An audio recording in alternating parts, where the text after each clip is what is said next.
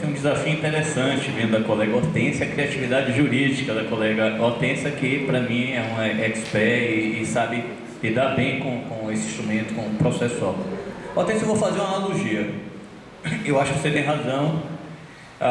Eu acho que, como é que você vai olhar a questão da representatividade? Que eu falei, não é só quantitativa, é qualitativa, e também ver se foram providos todos os meios de mobilização, de comunicação e de efetiva participação social.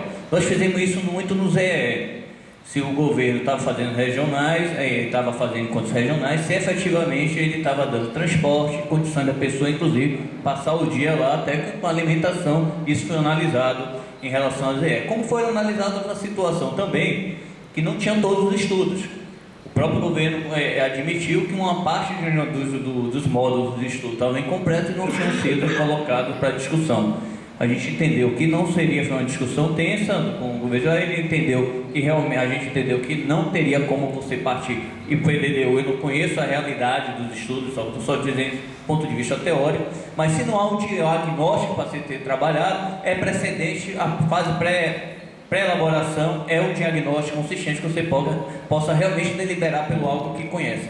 O ZE, depois admitiu que não havia esses contos. Houve outra rodada de discussão do ZEE e prorrogou até o prazo da discussão. Estou fazendo comparativo, que se efetivamente não tem um diagnóstico consistente, isso sim pode ser discutido e deve ser discutido. Para você deliberar, você tem que ter esse diagnóstico.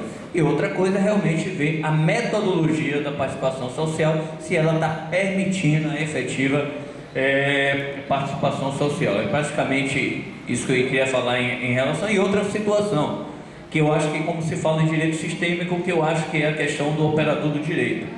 Se nós aqui temos como ponto consensual de todos que estão aqui presentes, juristas, não juristas, que o direito à participação social é direito constitucional, inclusive aí é que tem que ter a repercussão, inclusive talvez na empresa, até na Justiça do Trabalho, que a pessoa que participou, recebeu certidão, ele tem aquele abono no dia que ele faltou no trabalho. Por quê? Ele está exercendo o direito constitucional de participação. Porque muitas pessoas não vão perder trabalho, não vão por causa disso.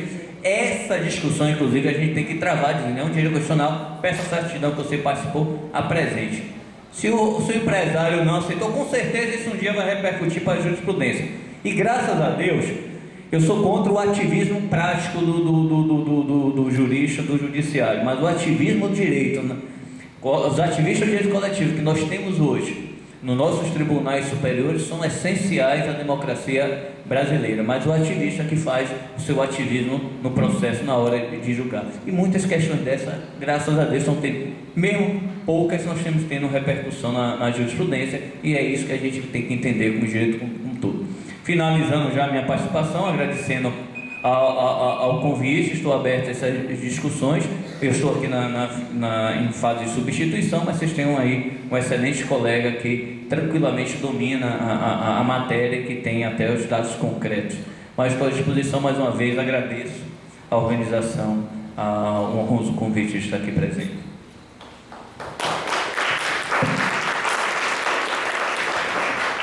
Nós é que agradecemos, doutor Marcelo Guedes, a sua participação.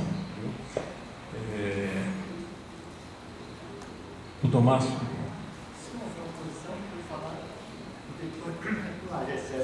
Tá.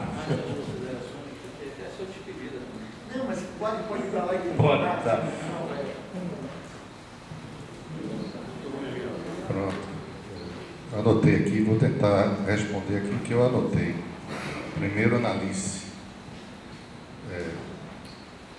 Sua sugestão está anotada.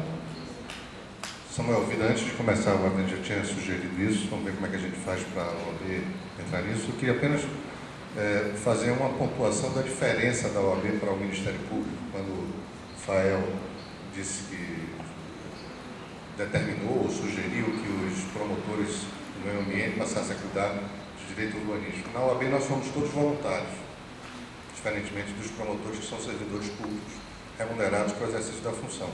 Então, assim, eu, Luiz, presidente da OAB, posso ter a maior vontade do mundo de criar uma comissão de urbanismo. Se não tiver colegas voluntários, não tem. Entendeu? Ou seja, na OAB as comissões vão surgindo à medida da necessidade de temas que vão demandando uma posição da OAB e voluntários que topem tocar. À medida que não tem voluntários específicos, isso acaba caindo em outros tipos de comissão. Então, a Comissão de Meio Ambiente tem falado sobre isso, a Comissão de Direito Constitucional tem falado sobre isso, entendeu? Mas a sua sugestão está anotada, eu vou levar, vou sugerir que isso seja feito e tem que aparecer voluntários que toquem o trabalho. Eu anotei aqui umas outras coisas que eu acho que eu queria juntar tudo numa sugestão ao Ministério Público, sobretudo quando Solange fala que não conseguiu acesso aos projetos de lei. Eu acho que isso é evidente violação à lei da transparência, é evidente. Aliás, não precisava nem lei de transparência, bastava a Constituição, mas é evidente. Eu acho que o Ministério Público pode ser provocado pelo IAB para ter acesso a documentos públicos, projetos de lei e leis que são do município, portanto, são do domínio público. E se o IAB não tem acesso, solicitou e não recebeu, cabe uma medida judicial e eu acho que o Ministério Público talvez pudesse adotar essa medida.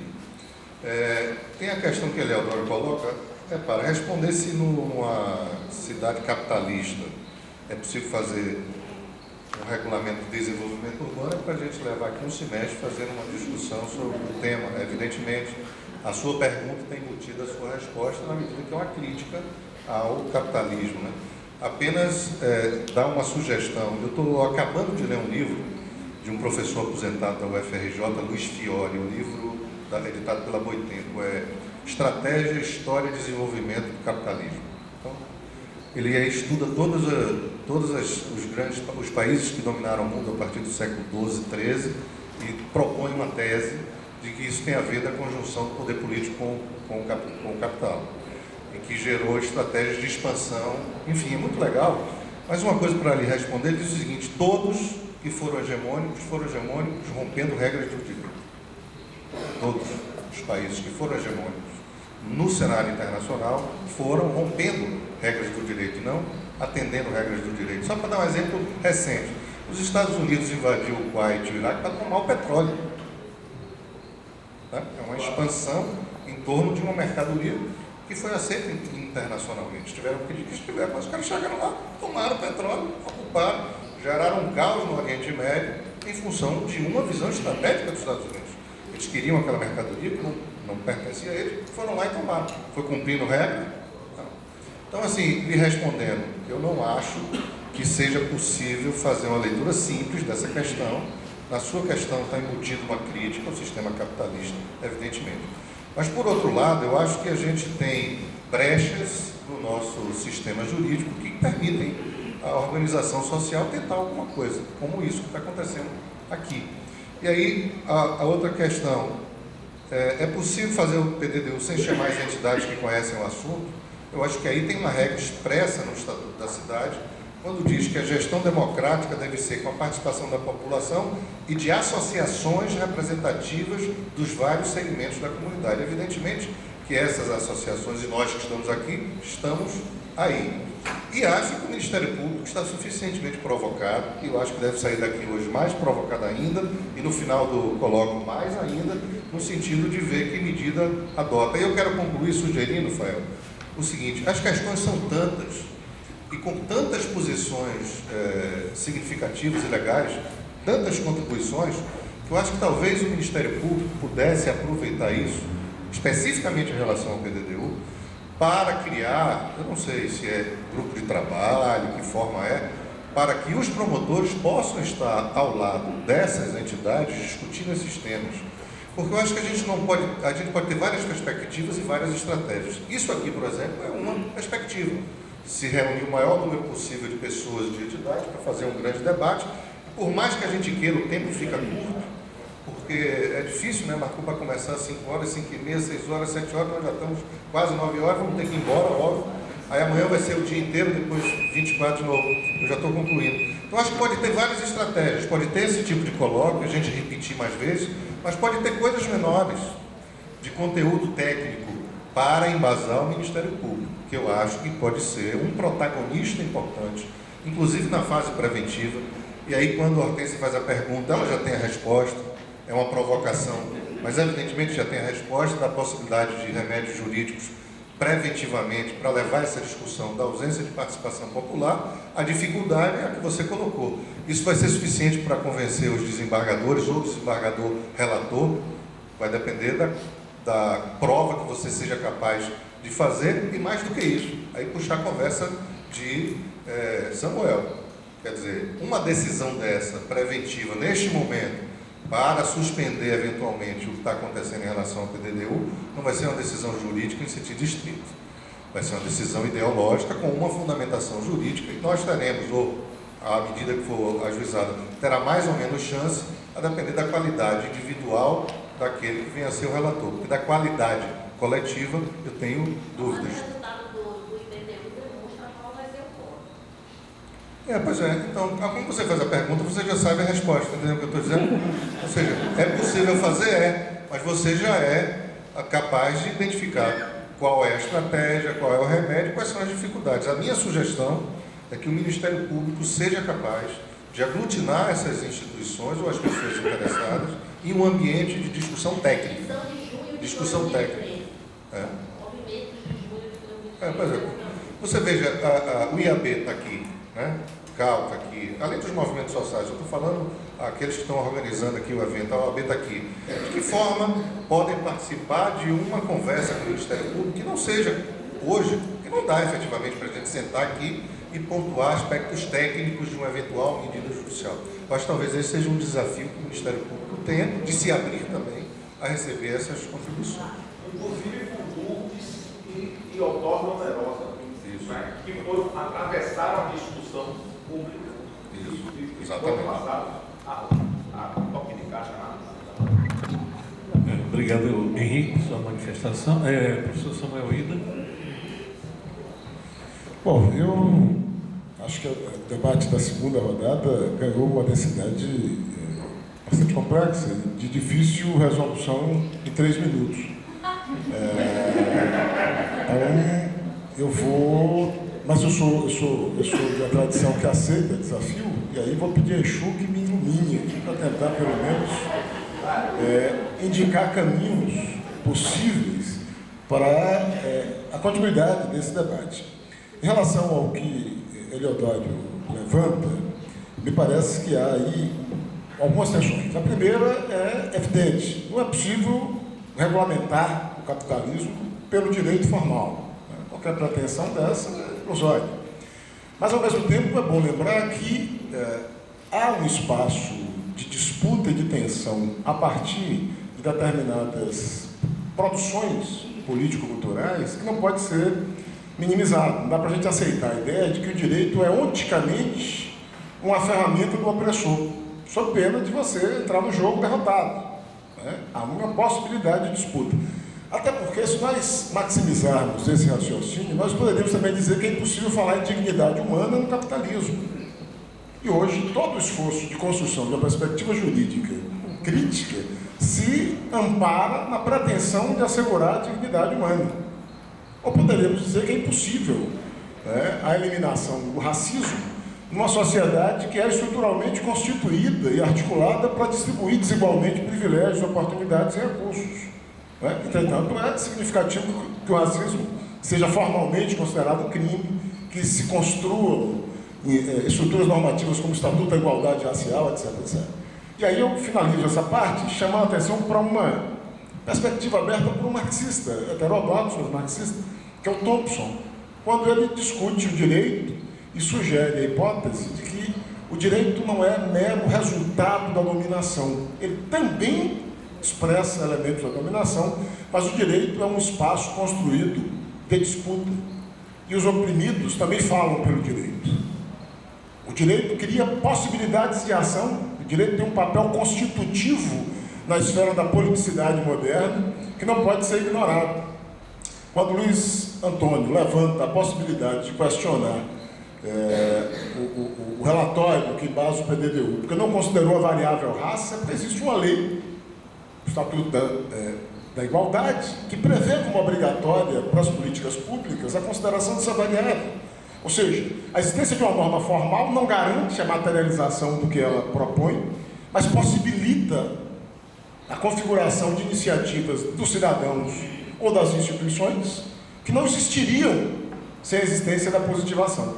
Né? Então, me parece que, apesar de ser impossível domesticar esse demônio, é preciso propor, né, regulamentos, iniciativas formais que possibilitem o deslocamento da mera condição passiva de aceitação dessa dinâmica para outro momento de mitigação, de negociação, de imposição de limites, ainda que longe do ideal de superação desse modelo estruturante, que para mim não é só econômico, mas civilizatório, chamado de capitalismo.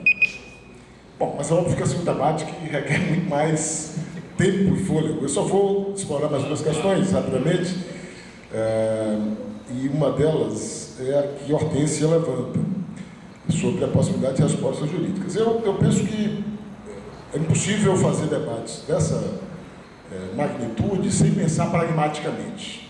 Né? Só pena da gente deslocar o enfrentamento político da arena concreta do que está acontecendo. O PDDU já está sendo construído por esses projetos fatiados que foram enviados.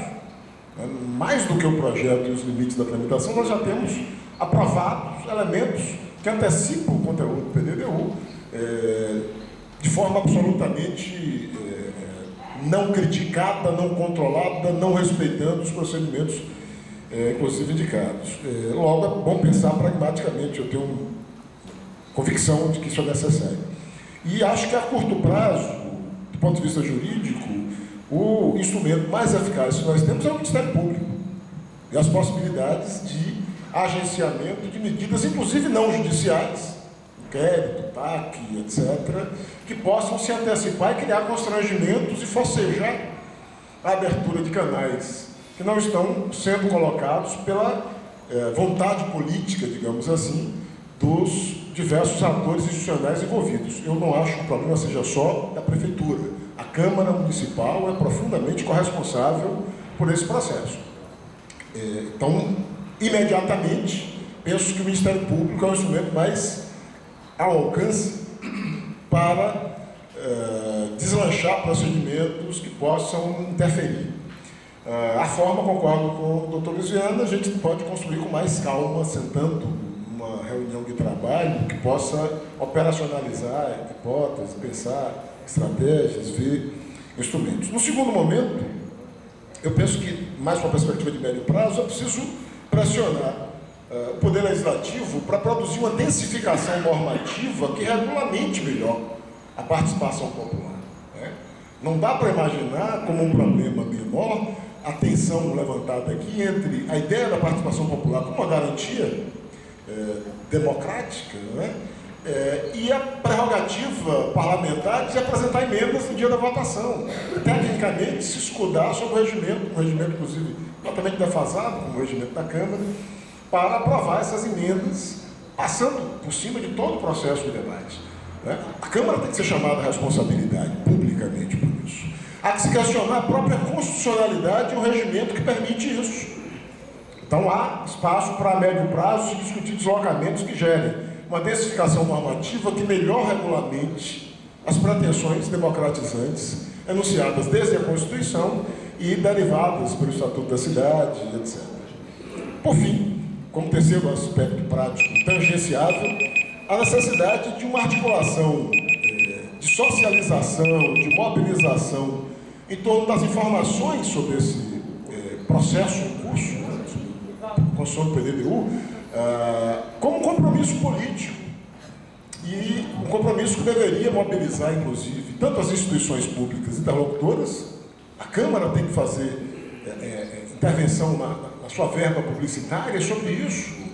O Ministério Público talvez possa ser instado a se pronunciar e usar parte dos seus recursos de publicidade para isso. OAB, ABI e AB podem talvez se consorciar para produzir peças utilizando os meios de comunicação que de fato são eficazes, eu diria que hoje TV, rádio, internet, para produzir um impacto maior na divulgação. Então há possibilidades que podem e devem ser cogitadas e exploradas no plano político, senão nós ficamos o tempo inteiro no território do diagnóstico e da denúncia e não conseguimos transcender as possibilidades, as dificuldades e viabilizar possibilidades que são concretas. Há pessoas, há grupos, há segmentos interessados nesse debate, que sequer são atingidos pela nossa estratégia e forma deficitária de divulgação. Basicamente isso, no mais é agradecer pela oportunidade de participar desse diálogo e fazer votos que coloquem já desdobramentos, tanto na academia, quanto nas instituições públicas aqui presentes, quanto nas instituições privadas, e fortaleça uma mobilização e uma aliança que otimize o enfrentamento desse modelo autoritário, vertical e impositivo que se desenvolve na cidade, no Estado e eu diria que também no país no momento.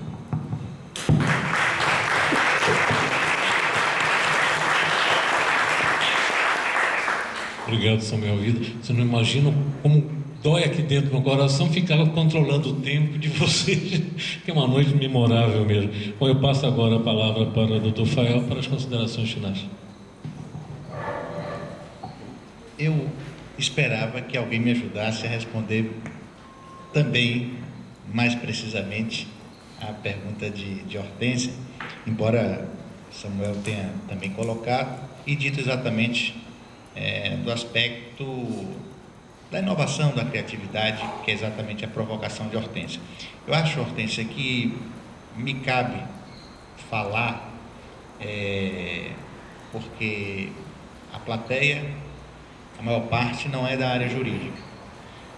E natural que as pessoas esperem um arsenal de remédios jurídicos para essas questões, né?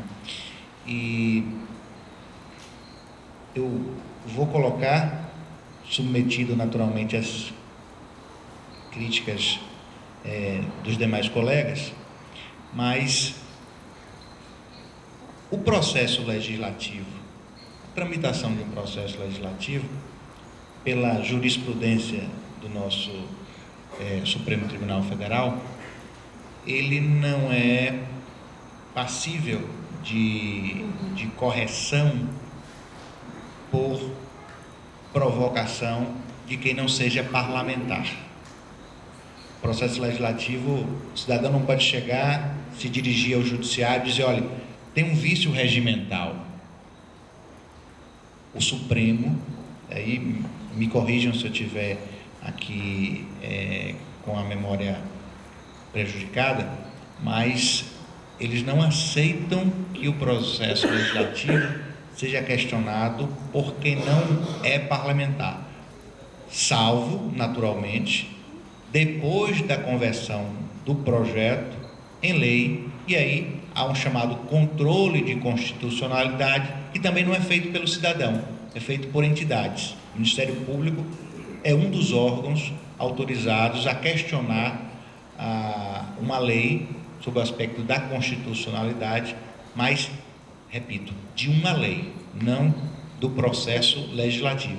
Eu não estou dando a minha opinião, estou tentando rememorar aqui o que diz o Supremo. E a pergunta de Hortência é exatamente o que fazer para garantir a participação popular durante o processo legislativo. Que medida preventiva poderia se usar? A pergunta dela é exatamente, e ela já traz a questão da criatividade, porque pela jurisprudência do Supremo Tribunal Federal, e muito recentemente nós tivemos a oportunidade de verificar a questão da emenda constitucional, a redução da maioridade penal. Só quem poderia questionar naquele momento ali seriam os próprios parlamentares, e se levou ao Supremo e não se concedeu a liminar, que não basta ser parlamentar, mas é preciso se reconhecer um risco de dano irreparável. Suspender o processo legislativo naquele instante exige uma demonstração de um risco maior de dano irreparável. Então, são essas as questões que nós temos que nos debruçar e ter também que esclarecer, porque naturalmente as cobranças existem, tanto para Hortência, quanto para Marcelo, quanto a mim, que estou na condição de procurador-geral, mas me cabe também deixar claro que o papel primordial do controle no processo legislativo é do próprio parlamentar, é do próprio vereador, que vai ter que impetrar mandado de segurança, questionando o vício regimental. Se ele não fizer isso, o que é que acontece? Hortência já ciente dessa situação, coloca, vamos ter que utilizar de toda a criatividade, mas eu não sei, confesso, se a criatividade será suficiente para que um julgador ignore a jurisprudência do Supremo Tribunal Federal. Claro que isso não é motivo para não pensar em alternativas, mas eu acho que é um discurso honesto também dizer que a Suprema Corte do país não admite que o cidadão questione a tramitação do processo legislativo.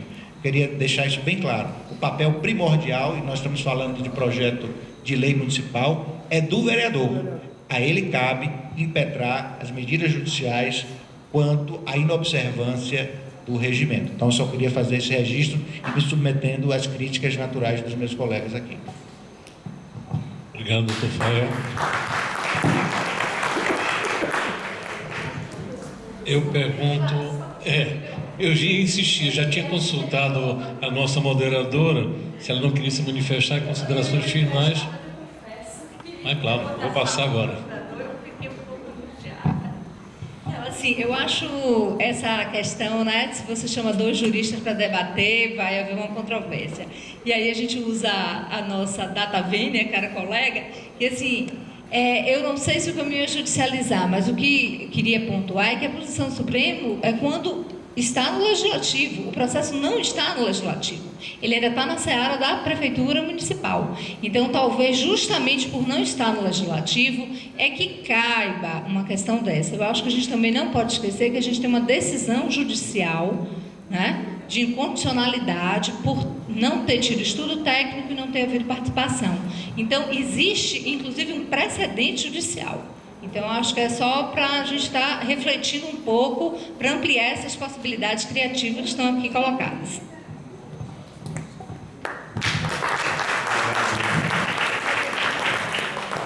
Obrigado, Adriana. Eu vou extrapolar um pouco aqui o papel da coordenação de mesa e passar a informação para a Solange, em particular, que fez um comentário com relação à dificuldade de acesso às informações. Eu participei a semana passada, na quinta e sexta-feira, como presidente de CAL, do seminário. Meu tempo é menor.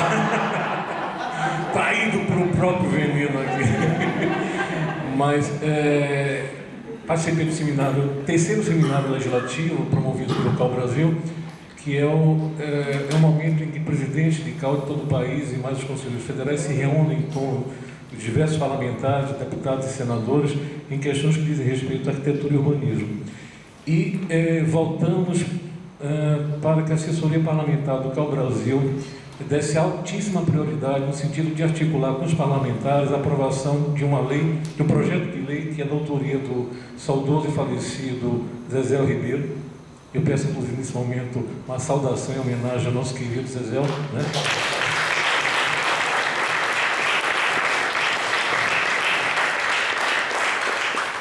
Então, nós pedimos que a assessoria parlamentar do CAL Brasil destinasse uma prioridade altíssima por unanimidade no sentido de aprovar essa lei, que é o seguinte, tem o propósito de ceder, particularmente com propósitos acadêmicos, né, o franqueamento, toda informação técnica do que diz respeito a obras feitas em todas as esferas de poder.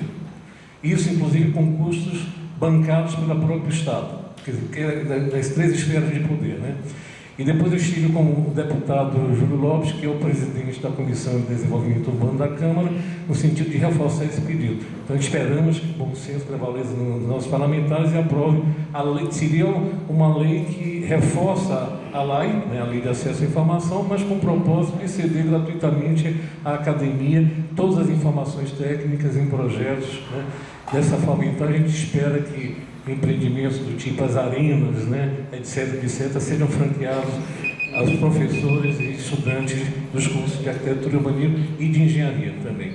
Bom, ao encerrar essa primeira mesa inaugural, que teve o propósito de discutir, debater a ordem jurídica e justiça social na cidade contemporânea, em nome do IAB, dos organizadores, promotores, professor Eleodoro e professor Luiz Antônio e a presidente Solange Araújo, e agradecer a participação brilhante dos nossos expositores, Dr. Márcio Fael, Dr. Luiz Viana Queiroz, Dr. Marcelo Guedes, professor Samuel Vida, da nossa moderadora Adriana Vieira Lima, agradecer também a nossa relatora Laila Bolsas, né, pela dedicada atuação ali. Ela quase não pôde ouvir nem participar de tão ciente que está desenvolvendo os seus trabalhos. Eu agradeço a participação de todos, peço desculpas por essa coisa desagradável de ficar controlando o tempo, o expositor, quem sou eu, mas enfim, eu recebi a encomenda dos organizadores e tinha que cumprir bem aqui o meu papel. Quero agradecer o privilégio de ter convidado ao CAL, né? Eu estou aqui como presidente do CAL, representando, portanto, o nosso Conselho de Arquitetura e Urbanismo, de ter o privilégio, né, e a honra de conduzir essa mesa inaugural de um colóquio dessa magnitude, dessa importância para a cidade, né? O CAL agradece essa oportunidade de estarmos aqui nesse momento. Eu convido a professora Solange para fazer suas colocações finais e agradecimentos finais, e com isso encerramos essa primeira noite.